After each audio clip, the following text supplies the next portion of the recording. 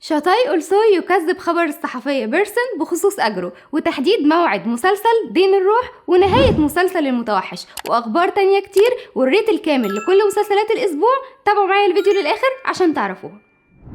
وأول خبر معانا بخصوص مسلسل ليلى وهو انفصال الممثلة غمزة كارادومان عن المسلسل، وده بسبب مشاكل صحية ليها، وعشان أهمية الدور بتاعها في المسلسل هيجيبوا ممثلة بديلة ليها وهي بوسي سينام، وهتقوم بنفس الشخصية اللي كانت بتقوم بيها غمزة. اكتمل تصوير الموسم الثالث من مسلسل من التالي بطولة سيريناي ساريكايا، وهيتم كمان عرض الموسم الثاني منه على منصة نتفليكس في خلال الربيع القادم، يعني خلال شهر 3 أو 4 كده هيبدأ ان هو يتعرض المسلسل على منصة نتفليكس.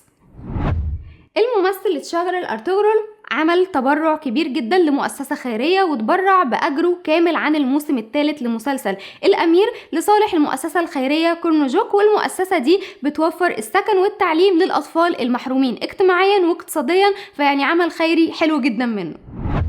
وللأسف مسلسل المتوحش خلاص انتهى بعد ما عشنا معاه تقريبا سنة كاملة و3 شهور.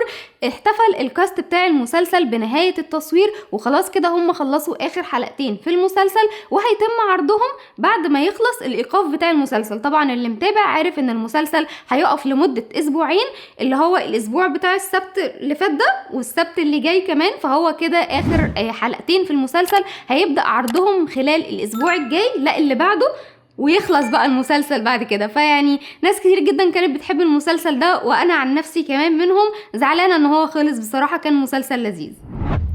شاتاي أولسوي كذب خبر الصحفية بيرسون بخصوص الأجر بتاعه، إنها قالت إن أجره 3.5 مليون عن كل حلقة هيعملها في المسلسل بتاعه الجديد اللي هو حلم أشرف، وقال ما تصدقوش كل اللي انتوا بتقروه وبتسمعوه، احنا بنسمع الأخبار دي والأرقام دي منكم انتم، والحقيقة إن الرقم الحقيقي اللي بياخده شاتاي عن كل حلقة هو 2.5 مليون بس، مش 3.5. يعني شيلناه كده في مليون، شوية في معروفك، يعني مش حاجة كبيرة. يلا يا عم الله يبارك لك.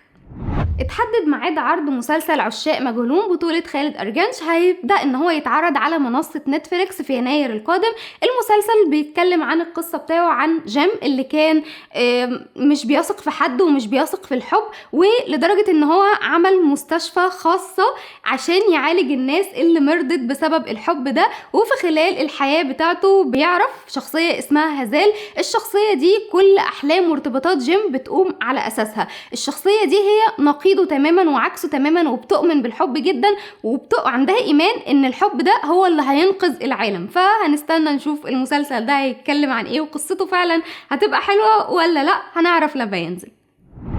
ورسميا يلماس كونت وسيلين إشك الاتنين دول هيقوموا ببطولة مسلسل اسمه يلدا. المسلسل ده هيكون مكون من 500 حلقة، ولكن مدة الحلقة هتكون دقيقتين بس، والمسلسل هيكون في إطار رومانسي كوميدي، وهيتم عرضه على اليوتيوب، ويعتبر من أول المسلسلات اللي هتتعمل بالنمط ده، إن المسلسل الحلقة مدتها دقيقتين بس. انضمت الممثلة روجدا ديميرار وكمان الممثل فكرة كوشكال لصالح مسلسل هيبقى اسمه مسلسل الحبس المنزلي، والمسلسل ده هيكون مكون من 10 حلقات بس، وهيكون لصالح منصة جين. نشوف المسلسل هتبقى احداثه ايه، لسه مش معروف اي قصة عنه، مجرد ما هعرف برضو القصة بتاعت المسلسل هتكون ايه هكلمكم عنها في الفيديوهات. ومسلسل جديد لبركان انداتش وكمان هيشاركوا البطولة احمد كرشاد. المسلسل ده هيكون لصالح منصة طبيعي، وهيكون مكون من 10 حلقات، وهو اسم المسلسل مسلسل الصحفي، وبيتكلم بقى عن احداث كوميدية بتدور ما بين 2 صحفيين بيشتغلوا في قناة اخبارية صغيرة، وكل واحد فيهم بيحاول عشان يترقى، فبيحصل بقى ما بينهم مواقف كوميدية كتير، فحاسة ان المسلسل هيكون طابع كوميدي لذيذ كده، نستناه. التصوير هيكون في يناير. وخلاص اتحدد ميعاد مسلسل دين الروح لصالح قناة ATV وبطولة بولانت إنال.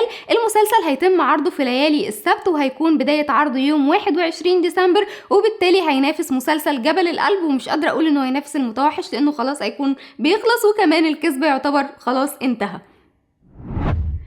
جوائز تانية مقدمة من ITU في دورته ال14 لممثلين كتير في تركيا، وخد فيهم براك دينيز أفضل ممثل، وكمان خدت داريا بينار أفضل ممثلة صاعدة، والممثلة هزال سوباتشي خدت أفضل ممثلة، وكمان مسلسل الأول والأخير خد أفضل مسلسل وأفضل إخراج، والبنت الجميلة اللي أنا بحبها ميليسا دورو أونال خدت أفضل ممثلة طفلة. دي كده كانت كل الأخبار اللي معايا النهاردة، وعشان تعرفوا الريت الكامل لكل مسلسلات الأسبوع هيكون في باقي الفيديو.